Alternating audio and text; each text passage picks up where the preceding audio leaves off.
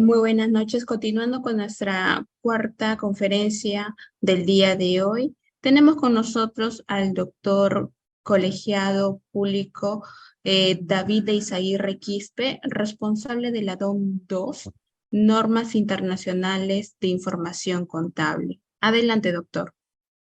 Ok. Muy buenas noches.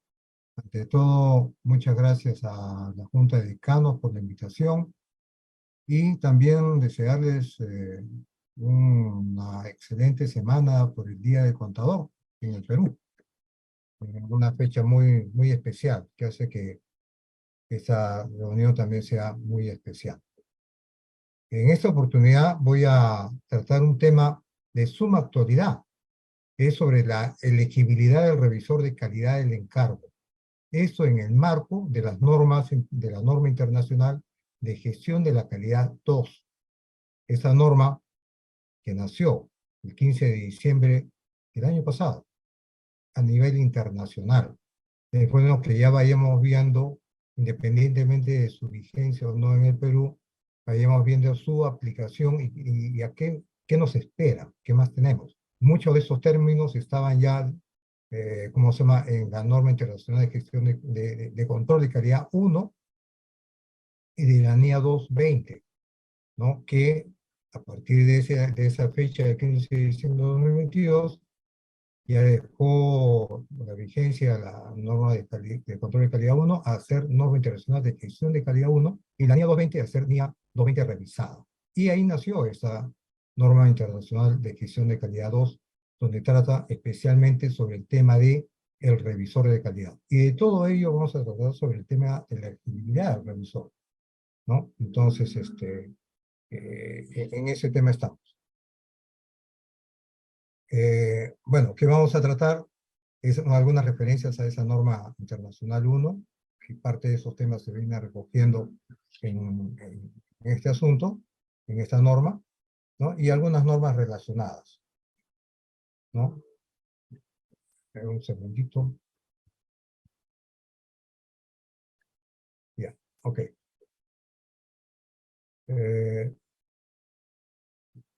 Criterios generales para elegir al revisor de la calidad.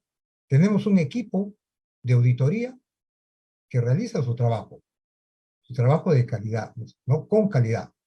Pero hay un funcionario, ¿no?, que se encarga de efectuar la revisión de esa calidad. Y ese funcionario tiene que ser una persona que reúna, un profesional, que reúna determinadas condiciones, que sea elegible según esta norma de gestión de calidad 2, ¿no? ¿Qué decía la norma internacional de control de calidad 1? Control de calidad en las firmas, ¿no?, que estaba vigente a esta oportunidad, y después esta norma de gestión de calidad 2. Acá vemos gráficamente cómo esas normas de control de calidad y la NIA 220 culminaron su vigencia al 15 de diciembre de 2022 y nació esta gestión de calidad 1 y 2. Y esta que está señalada con una flecha al lado derecho es justamente de la norma que vamos a tratar en lo que respecta a la elegibilidad de ese revisor, de ese profesional. Esos cambios, ¿no? ¿En qué consisten? ¿Cuáles son los aspectos clave de esos cambios? Aumentan esas responsabilidades y las rendiciones de cuenta del liderazgo de la empresa y mejora la gobernanza de la empresa. Entonces, enfatiza justamente los temas de responsabilidad y la rendición de cuentas, de ver cómo va el avance en el tema de la calidad. Da un enfoque avanzado en el riesgo, ¿no? El tema de riesgo es muy importante. La auditoría es un tema de riesgo. Hay una norma especial que trata sobre el riesgo, que es la NIA 315 revisada, ¿no? Incluso hay una versión de 2019 que entra en vigencia internacionalmente en 2021, que trata sobre el tema de la revisión de ¿cómo se llama?, de los riesgos en la auditoría. Además de que nosotros no revisamos la integridad, revisamos de modo selectivo. Y al revisar de modo selectivo, obviamente que estamos tomando un riesgo. Tenemos que tener la mejor selección con el mejor criterio apropiado para que podamos tener y minimizar esos riesgos. El riesgo no va a desaparecer nunca, lo que vamos es a mitigarlo. Aparte que tenemos riesgos inherentes, riesgos de control y los famosos riesgos del auditor, que vendría a ser los riesgos de detección. Aumenta el flujo continuo de información y la comunicación interna. Tenemos que tener comunicación, tenemos que tener la comprensión como primer paso del enfoque de cualquier trabajo, no solamente el del auditor. Es el primer paso, es la comprensión. Y la supervisión, pero que esa sea proactiva. Los sistemas de gestión de la calidad, la norma internacional de sistema de gestión de calidad 1, habla de un sistema de gestión, ¿no? ¿Y por qué? Porque tiene 8 componentes. Antes, la norma de control de calidad tenía 6 elementos, ¿no? Que han migrado a ser 8 componentes. Hay algunas variaciones, algunas adiciones, otros que permanecen y se han fortalecido, se están profundizando, pero ahora son 8 componentes y que todos estos, como si fueran un engranaje, van a girar dentro de un sistema de gestión de la calidad. Mejora la responsabilidad de los socios. Y a su vez, el revisor de la calidad no solamente tiene que ser una persona especial, una persona preparada para el tema, que sepa qué es lo que va a hacer, y a su vez también que su participación sea oportuna. La norma establece oportuna en las etapas de la auditoría. No es una revisión al inicio, no es su participación al inicio o al final solamente, cuando ya terminó, digamos, las actividades del equipo, porque sería muy tarde si que hubiera alguna situación que él los pudiera observar para que se pueda superar. No, tiene que ser en la medida y en la etapa apropiada, con la anticipación apropiada para que haya la discusión con el responsable del equipo y haya la superación de las situaciones que puedan ser observadas, ¿no? Y aclara y refuerza ciertos requisitos sobre la revisión de ese compromiso, ¿no? La norma mucho se refiere a compromiso, porque la auditoría para la gestión de calidad no es solamente la auditoría, sino se hace referencia a las otras normas internacionales a las que yo llamo sus primas hermanas, ¿no? Las normas internacionales sobre revisión, ¿no? Son normas sobre otros asuntos y otras normas sobre, ¿cómo se llaman? Situaciones especiales. Por ejemplo, tenemos ahí la norma 4400 revisada que trata sobre los compromisos, ¿cómo se llama? Donde se acuerdan una revisión entre el cliente y el auditor. Son procedimientos acordados. Bueno, siguiendo con este tema, tenemos entonces la revisión del control de calidad, ¿no? ¿Qué viene a ser? Es un proceso que es diseñado para una evaluación objetiva, ¿no? En la fecha del informe o con anterioridad, ¿no? Se examina ¿qué? Los juicios significativos del equipo del encargo. El equipo del encargo va avanzando y tiene que ir haciendo juicios. ¿Y cómo es que el equipo puede tener juicios? Por eso tiene que ser un equipo donde tenga pues personas, opciones, y también que haya gente que tenga conocimiento del negocio, experiencia en la auditoría y que puedan ser de guía a las personas que tengan menor experiencia en el tema, ¿no? Entonces, esos asuntos son los que se tienen que considerar, porque el juicio, ¿cómo se obtiene? ¿Cómo se obtiene un juicio profesional? ¿Podremos decir que un profesional ya llegó al juicio máximo de su tema de la profesión? ¿Llega algún momento? Para mí no. Su juicio profesional es algo que se va incrementando constantemente. ¿Y cómo puede tener un mejor juicio o cómo se va aumentando eso? Conocimiento continuo y actualizado. Hay que estar leyendo, hay que estar estudiando. Otro, ¿cómo se llama? El entrenamiento. Un entrenamiento continuo, permanente. O lo que decimos, estar en la cancha. Hay que estar en el trabajo.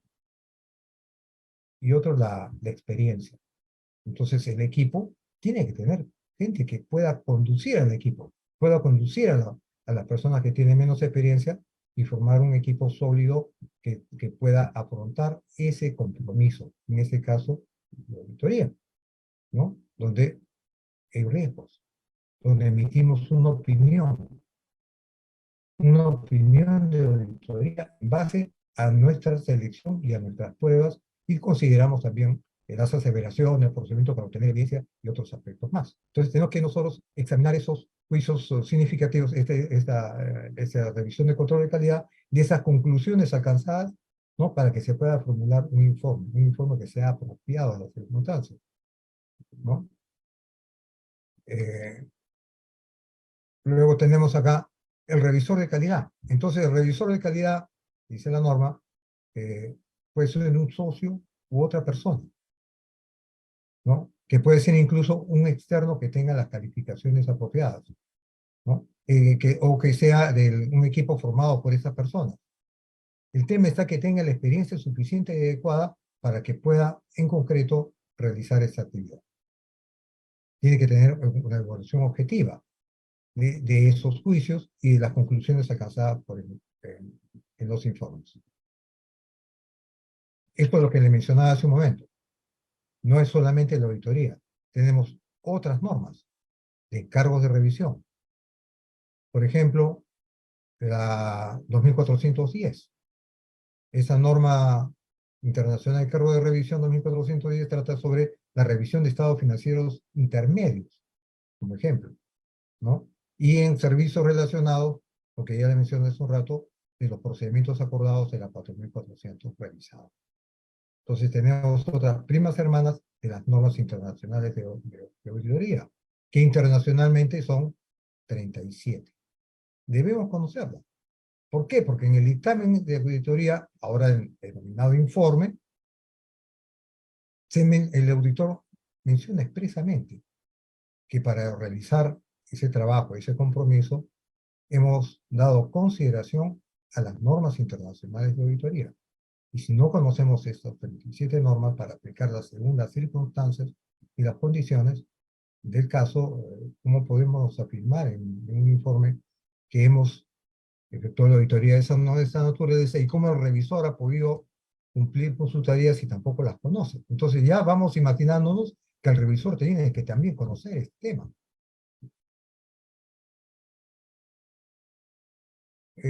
Acá, por ejemplo, lo que vemos en la gestión de calidad 1, ¿no? Es para firmas de auditoría que realizan auditorías o revisiones de encargos financieros u otros encargos de aseguramiento o servicios relacionados. O sea, involucra las 4 normas internacionales, ¿no? Donde se ve en qué momento se puede aplicar.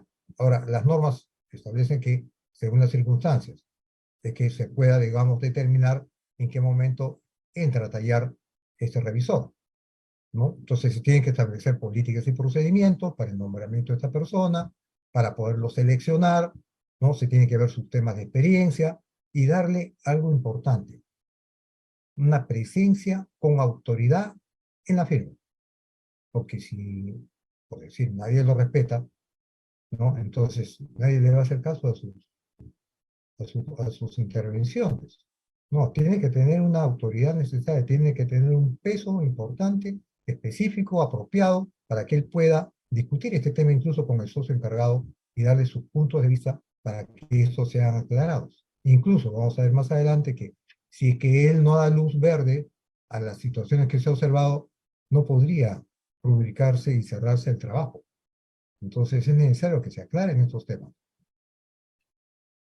Entonces él requiere ¿qué? Una especialización técnica, que sea suficiente, que sea adecuada, ¿no? Que tenga la experiencia del caso, ¿no? Y, como ya dijimos, la autoridad, ¿no? Por ejemplo, para una entidad cotizada.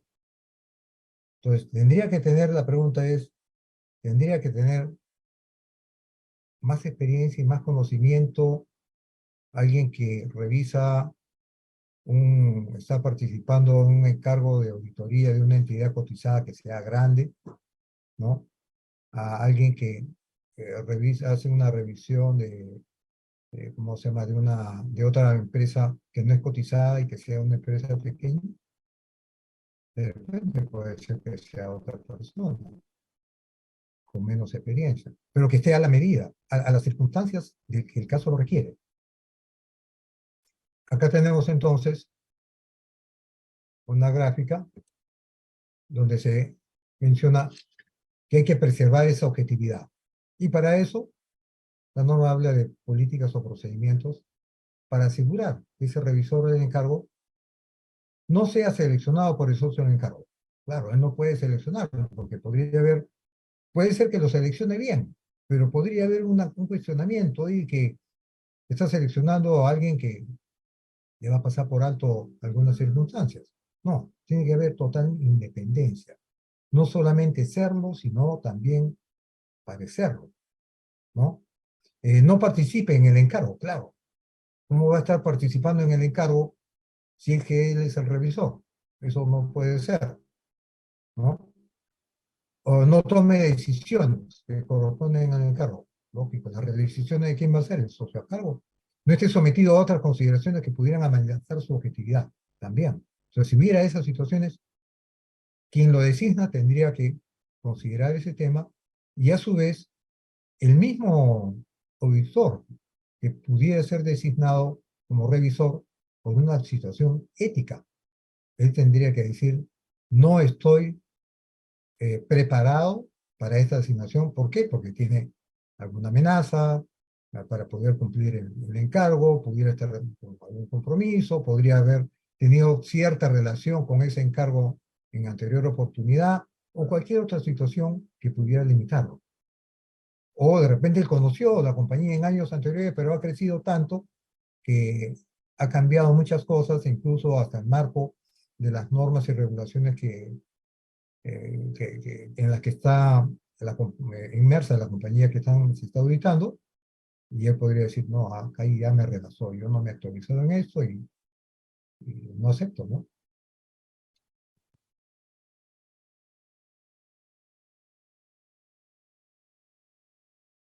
Consideraciones en firmas pequeñas, de pequeña dimensión, puede ser un profesional externo, que puede ser que la compañía no tenga más personas que puedan desempeñar ese cargo ahí. Entonces puede recurrirse a un profesional externo que tenga las calificaciones, inclusive a otras firmas, para que hagan esas situaciones. El tema está que se haga una revisión eh, del caso, ¿no? Eh, luego, incluso hay en otras latitudes, participa como revisiones eh, una firma par, que ni siquiera es incluso hasta el grupo internacional al cual puede pertenecer la compañía, ¿no? No le hablo en base a este marco normativo, sino en base a otros marcos normativos de otros países, ¿no? Por ejemplo, la selección del revisor, ¿no? Debe atender las necesidades de independencia y capacidad. Si reúne eso en esa firma pequeña, puede recurrirse a otra persona que no pertenezca a la firma.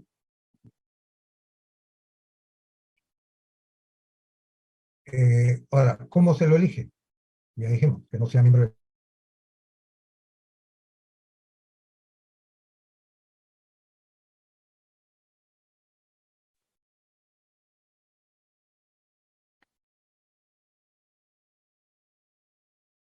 Aló, parece que se fue la señal.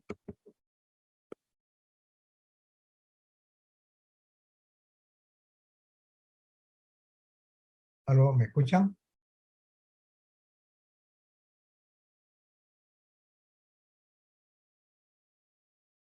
¿Sí? Continuamos. Ya.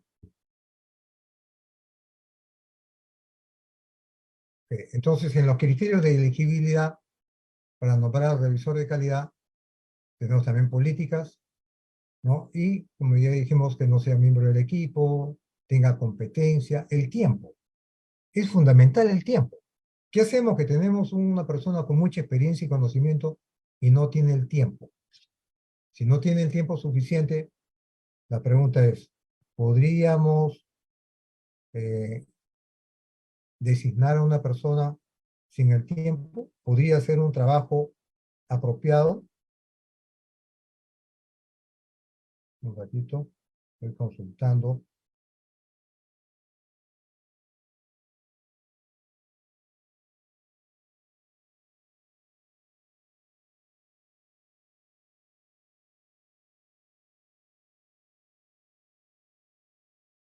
Ya, entonces, si no hay el tiempo suficiente, que también tiene que tener el tiempo suficiente el equipo de auditoría, no se puede realizar un trabajo.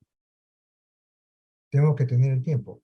Y después de confirmado el compromiso, ni el tiempo, ni las dificultades, ni ninguna otra circunstancia puede hacer que el auditor no cumpla con su tarea.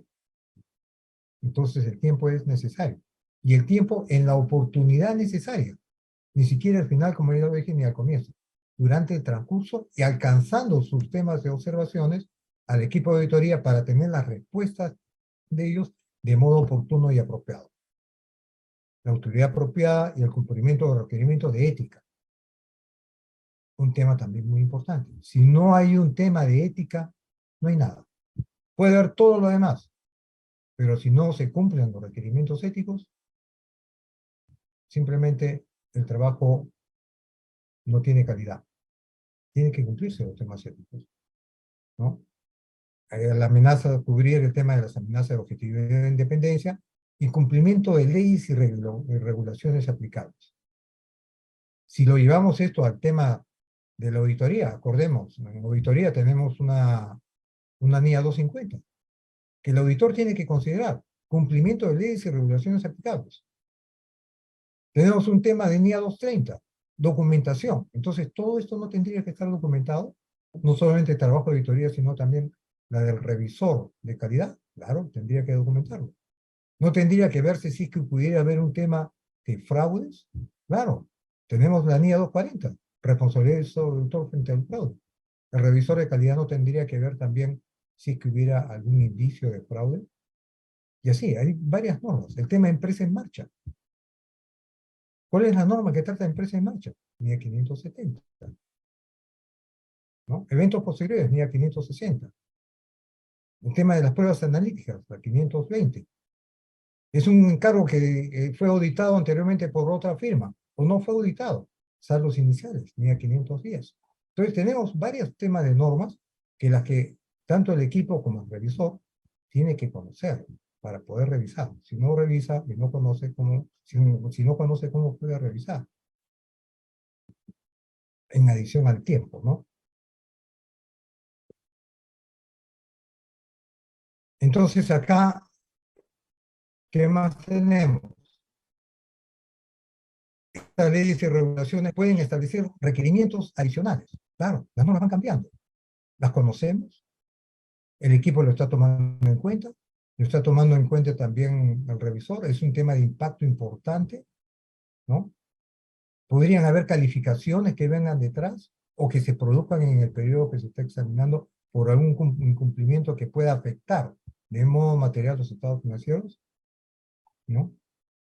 Tiene las autorizaciones necesarias el revisor para cumplir, es un profesional, está colegiado. Hay regulaciones normativas donde de repente en algunas latitudes dicen, para que pueda ejercer tiene que estar ahí al día incluso con su colegiatura, no solamente acá, sino en cualquier otro sitio, ¿no? Tiene que haber también esas políticas o procedimientos donde se le asigne responsabilidad al revisor, ¿no? En cuanto a su desempeño. Pero también a que él tenga que revisar y supervisar al equipo que se le asigne. Supervisarlo, ¿en qué? En la naturaleza, oportunidad y alcance de sus procedimientos. Esos términos no son ajenos para nosotros como auditores, porque nosotros cuando hacemos auditoría vemos procedimientos y vemos naturaleza, qué tipo de procedimiento vamos a aplicar, la oportunidad en qué momento lo vamos a aplicar y el alcance hasta dónde vamos a ver ese tema. Entonces, él también tiene que ver y dirigir y supervisar al equipo que se le asigna, que se entiende que tiene que ser un equipo que lo pueda apoyar, o sea, que tenga una formación, que tenga cierta experiencia, que realmente pueda ser un colaborador eficaz con el desarrollo de su trabajo. En ese sentido, esos colaboradores también tienen que tener características similares a lo del revisor. No, no ser miembros del equipo, no tener la competencia y capacidad suficientes, según las tareas pues, que se le va a asignar, el tiempo suficiente. ¿Qué gana? ¿De qué le puede servir o le puede utilidad servir al revisor de calidad si le asignan 2 personas y ninguno de ellos tiene tiempo más que una vez a la semana? No sirve, no le va a ayudar. va a estar comprometido en algo que no va a poder cumplir de modo apropiado, ¿no? El tema ético también lo mismo, ¿no? Y tiene que verse qué amenazas podrían tener ellos para poder cumplir satisfactoriamente su labor. Entonces, hay situaciones que pueden ocasionar impedimentos para que se pueda elegir a ese revisor. Y quien lo pueda designar tiene que tener en cuenta eso. Tiene que ver que haya una redacción de políticas que establezcan esos procedimientos, que sea una guía. No sea necesariamente algo totalmente escrito, que sea vertical, sino una orientación, ¿no? Para que él pueda determinar a quién puede elegir y qué situaciones podría haber para decir que este no puede ser elegido. Situaciones que afecten la elegibilidad, acciones a tomar por la firma, ¿no? Incluso identificar y designar un reemplazo. Hay situaciones en las que habría que reemplazarlo, si es que eso es necesario. ¿Y qué tendría que ser el revisor? Que se entere que él está en un impedimento. De repente en el momento no se dio cuenta. Rechazar el nombramiento, que sería lo ético, ¿no? Y si ya está embarcado en el tema y alguna otra situación se dio, o en el trayecto o no se percató bien, que eso que cumplido y no, interrumpir la revisión, es decir, oye, no puedo, no puedo seguir, sería lo más aconsejable.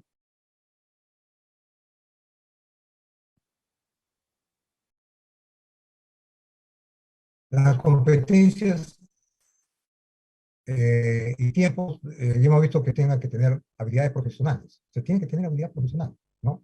Tiene que tener en consideración, por ejemplo, evaluar lo que está en rojo, evaluar juicios significativos del equipo del encargo y las conclusiones alcanzadas. Oye, has llegado acá a una conclusión porque has revisado este rubro, entonces has tomado la evidencia suficiente y apropiada, lo que antes decíamos suficiente, competente y relevante, ¿no?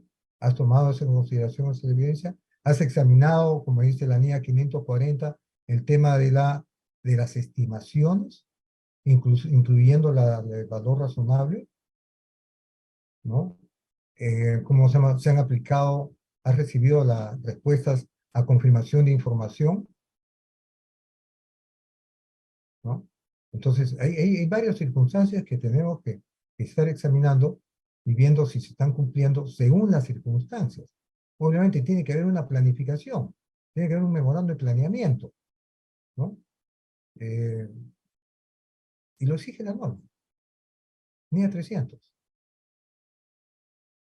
Tiene que haber comunicación ante la gerencia de la compañía de situaciones importantes que puedan afectar el tema de la opinión, la razonabilidad de los estados financieros. ¿Qué norma lo dice? La NIA 260.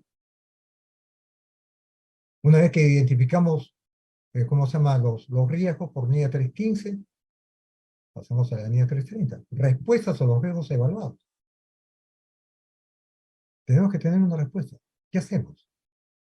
¿Qué procedimientos adoptamos para poder mitigar ese riesgo? ¿No?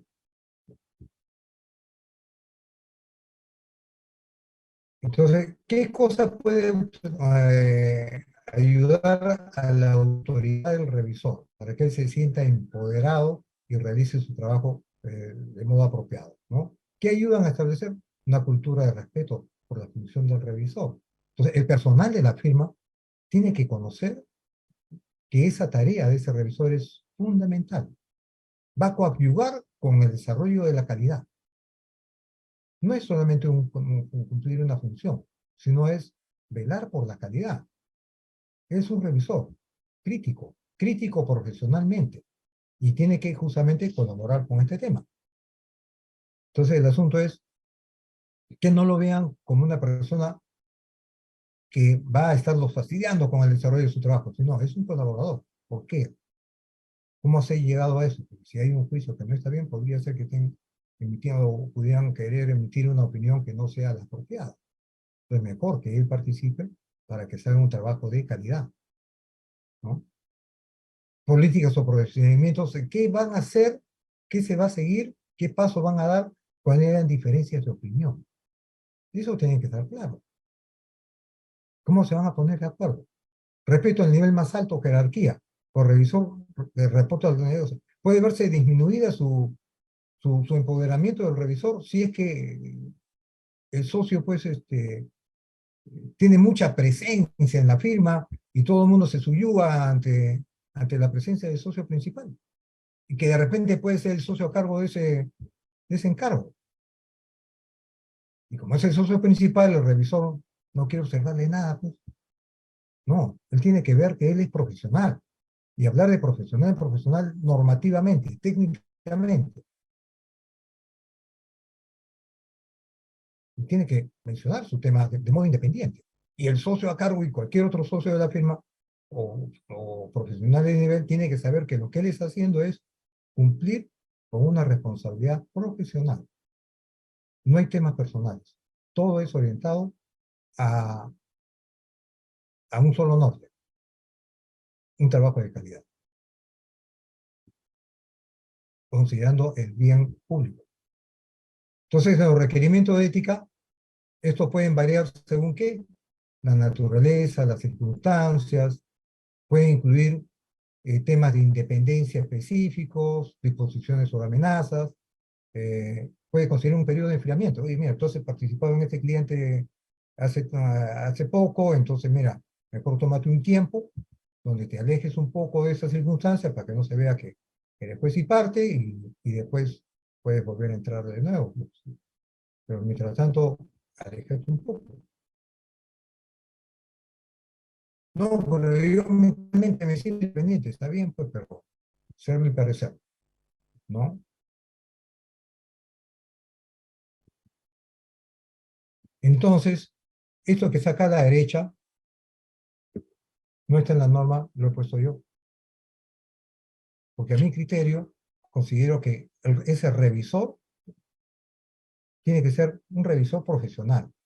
¿Y por qué le he puesto profesional? Que no sea solamente un titulado, o que tenga posgrados, o que tenga especialidades.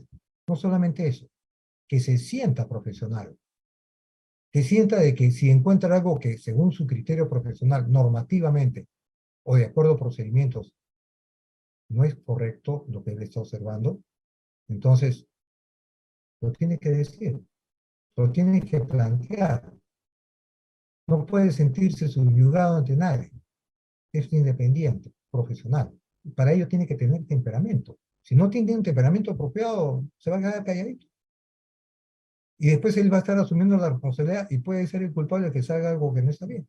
Porque todo el mundo, a veces hay socios que están acostumbrados a que el equipo lo aplauda solamente, pero no puede ser eso. Tiene que haber alguien que no le lleve siempre a la contraria, sino normativamente, técnicamente, y que justamente buscando un trabajo de calidad. Esa es la idea. Si todo está de acuerdo, entonces simplemente le dice ok a todo y es suficiente, no hay problema. Hace sus trabajos críticamente, pero de modo profesional, ¿no? Tiene que tener seguridad.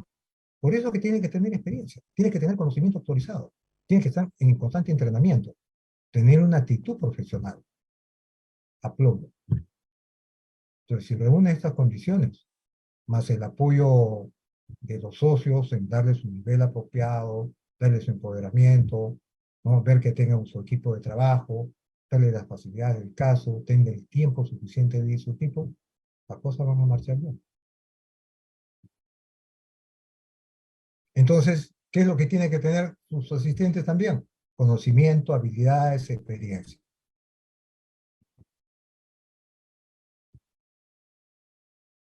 Y esto ya lo vimos de otra forma. Y finalmente, tenemos acá, ya para terminar, algunas normas que están relacionadas, que ya los íbamos mencionando, la NIA 200, porque en el índice de esta norma de gestión de calidad menciona realización de la revisión del encargo. La NIA 200 habla. La dificultad, mire lo que dice la NIA 200, ¿ah? No solamente para el revisor, sino para el auditor también. La dificultad, el tiempo o el costo que implique no son un fundamento válido para que el auditor omita un procedimiento de auditoría para que no existan procedimientos alternativos o para que se conforme con evidencia de auditoría que no llegue a ser convincente. Puede ser que esté con lluvia y truenos en una zona y él no puede decir, oye, no voy por lloviendo y tronando. El tiempo está mal, no voy. No. El costo, no. Yo calculé que estaba acá nomás en Lima y Callao y ahora resulta que está en Arequipa o está en la selva. A la suerte. Ya quedaste así. Tienes que ir. A pie, en avión, te cuesta, no te cuesta, no sé, es un tema. Tienes que llegar y hacer tu trabajo en el tiempo suficiente. Entonces, las propuestas de auditoría tienen que estar bien estimadas, los tiempos, los horarios, los gastos, ¿no? La carta de compromiso, mía 210. Oye, antes de rubricar, examina bien qué cosa estás examinando. De repente hay dos compañías, una que se llama Sociedad Anónima ABC y la otra es ABCD, y se confunde, una es chiquita y la otra es grande y firman al revés, y le ponen un honorario chiquito a la grandaza. No, pues, tienen que estar bien estimados los honorarios porque no puede darse paso atrás, ya está acordado el tema. Después también habla sobre documentación. Tenemos la línea 230, utilización del trabajo de un experto. Línea 620.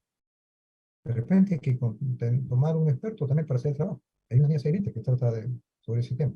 Incluso, de repente la compañía tiene un auditor interno. Hay una línea 610. Utilización del trabajo del auditor interno, según ciertas condiciones, ciertos pasos que tiene que dar el auditor, pero podría, según las circunstancias, utilizar ese tema, ¿no? Y bueno, acá la línea 230, la 620 lo dijimos, y bueno, estoy sujeto a algunas consultas o comentarios que pudieran tener al respecto. Muchas gracias por vuestra atención.